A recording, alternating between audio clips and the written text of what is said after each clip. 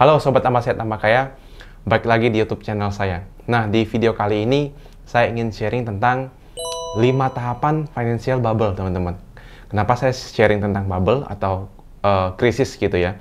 Karena dari beberapa bulan yang lalu sampai hari ini banyak sekali berita tentang akan terjadi krisis. Contohnya berita tentang Evergrande gitu teman-teman, yang satu perusahaan terbesar di China properti ya, yang gagal bayar ke konsumennya teman-teman, yang sedang mengalami krisis. Nah itu salah satu gitu ya.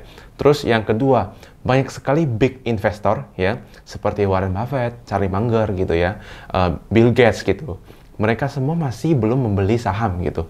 Mereka masih still waiting gitu ya, masih menunggu gitu, wait and see gitu. Nah, bisa kita lihat dari perusahaan Berkshire Hathaway, karena dia punya perusahaan, cash-nya itu masih sangat besar ya. Jadi dari situ mereka masih menunggu gitu. Bahkan ada satu berita gitu ya, Charlie Munger mengatakan the big money itu sekarang tidak beli atau tidak jual gitu, tapi malah menunggu. Nah, dari sini saya ingin sharing. Wah, mungkin dari pandangan mereka gitu ya, big investor ini, orang yang ibaratnya di atas gunung nih, nah mereka bisa melihat lebih jauh gitu pandangannya. Nah mereka melihat mungkin secara ke depan ini, mungkin ada sedikit crash gitu, ada akan krisis gitu ya. Nah dari itu saya jadi kepikiran, saya pernah baca satu buku gitu ya, dari yang judulnya Stabilizing an Unstable Economy, yang ditulis oleh Hyman Minsky. Jadi buku ini menceritakan ada 5 tahapan financial bubble teman-teman, yang dimana buku ini sudah ditulis oleh selama lebih 30-an tahun teman-teman, tapi sampai hari ini masih sangat relevan teman-teman. Luar biasa gitu ya, bahkan saya belum lahir buku ini sudah publish, sampai hari ini masih sangat ya, kayaknya cycle itu bubble selalu terulang, dan fase-fasenya itu sama gitu. Contohnya tahun 99-2000 itu kan bubble.com. Nah terus tahun 2008 gitu ya, itu mortgage gitu ya. Nah itu terus tahun 2020 itu COVID. Nah cycle-nya di pasar saham ini, di financial bubble ini, capital market, selalu terulang sama gitu. Nah untuk tahapan ini yang saya sharing 5 tahapan ini berurutan teman-teman. Jadi semoga teman-teman bisa mengikuti, semoga teman-teman bisa dapat insight baru agar teman-teman tidak menjadi korbannya gitu ya. Oke, langsung aja kita masuk ke tahapan yang pertama gitu. Nah, si Hyman ini mengatakan bahwa yang pertama adalah displacement atau pemindahan gitu. Jadi setiap bubble pasti ada pemicunya teman-teman. Misalnya ada penemuan teknologi baru gitu, atau ada kebijakan ekonomi baru yang mempengaruhi sektor tersebut naik, akhirnya banyak uang yang pindah ke sana yang mengakibatkan sahamnya mengalami kenaikan drastis gitu teman-teman. Nah ini adalah tahap pertama, pemindahan gitu. Nah biasanya pada tahap ini banyak orang masih belum menyadari teman-teman. Jadi harganya masih perlahan-lahan mengalami kenaikan gitu. Jadi masih baru mau naik panggung teman-teman. Jadi kalau masuk di sini menurut saya ini masih betul gitu ya, karena masih tahap pemindahan. Nah, yang kedua adalah boom gitu teman-teman ya. Jadi di sini ada fase di mana orang-orang mulai menyadari perubahan terjadi gitu. Wah, dari yang mungkin orang mulai tahu wah sektor digital lagi naik contohnya ya teman-teman. Orang-orang sudah mulai menyadari, sudah mulai menghitung lah gimana sih rasional nggak kalau kita masuk di sektor digital gitu. Valuasinya masuk nggak dengan fundamental perusahaan gitu. Apakah valuasinya terlalu tinggi atau fundamental perusahaan bagus nggak untuk secara jangka panjangnya. Nah ini adalah faktor yang nomor 2, boom gitu ya.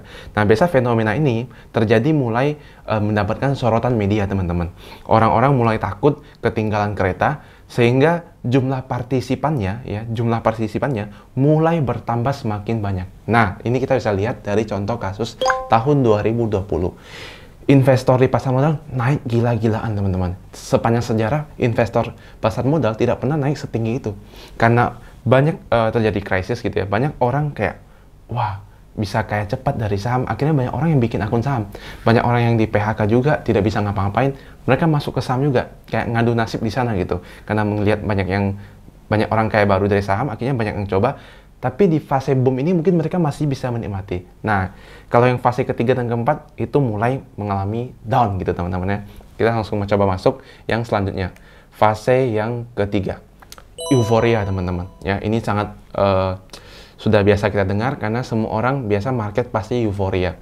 Banyak investor, partisipan yang tidak bisa melihat orang-orang di sekitarnya atau lingkungannya kaya, akhirnya dia ikut tanpa tahu atau mempelajari terlebih dahulu apa sih itu teknologi di balik perusahaan tersebut gitu ya. Misalnya kita masuk ke saham tech gitu atau saham digital gitu. Akhirnya cuma ikut-ikutan. Akibatnya apa? Ya akibatnya ya kita misalnya ibarat grafik ini kan dari bawah ke atas nih, kita masuknya di pucuk teman-teman. Ya ketika orang jual ya turun, kita dapat yang salah teman-teman, jadi dapat yang pucuk gitu. Itu yang masih euforia teman-teman. Nah biasa harga aset di sini sudah nggak mencerminkan kondisi fundamentalnya. Jadi para partisipan bisa mendapat keuntungan apabila ya ada pihak lain yang mau membeli di harga lebih tinggi. Nah masalahnya euforia ini bisa bertahan berapa lama? Kalau kita masuk di euforia yang di akhir dan tidak ada investor lain yang mau masuk lagi di harga yang lebih tinggi, ya kita bisa kena dibanting teman-teman, istilahnya gitu itu ya. Akhirnya turun ya kita rugi gitu. Nah biasa di sini ya kasusnya adalah para analis mulai mencari metode evaluasi yang bisa menjustifikasi harganya yang terlalu tinggi gitu. Jadi mungkin pakai metode apa supaya bisa meyakinkan partisipannya atau investornya gitu. Nah ini yang nomor 3 teman-teman, euforia. Terus yang nomor 4, ini sudah masuk di fenomena fase profit taking. Bisa profit taking ini bisa dari big investor, owner gitu ya, sehingga harga sudah tidak masuk akal, ownernya mikir, wah ini menarik juga kalau saya profit taking gitu, saya TP aja gitu ya, take profit ya, karena menurut dia ini udah kemahalan, nggak mungkin bisa bertahan terus. Atau big investornya gitu, orang yang memegang kendali juga, misalnya saya megang saham A 25%, saya lihat, wah ini saham A saya naiknya 10 kali lipat gara-gara boom ini gitu ya. Ya udah saya jual aja dulu, jual setengah atau gimana gitu ya. Karena menurut saya ini udah ketinggian. Kalau udah tinggi gini pasti akan turun gitu ya.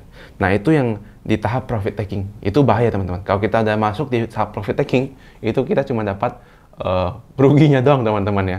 Jadi fase ini menurut saya harus dipelajari supaya kita tahu, wah ini sekarang posisi di IHSG ini di posisi mana gitu. Agar kita ke depan juga ketika mau melangkah, kita tahu dulu nih, ini sedang berada di situasi kondisi yang seperti apa gitu.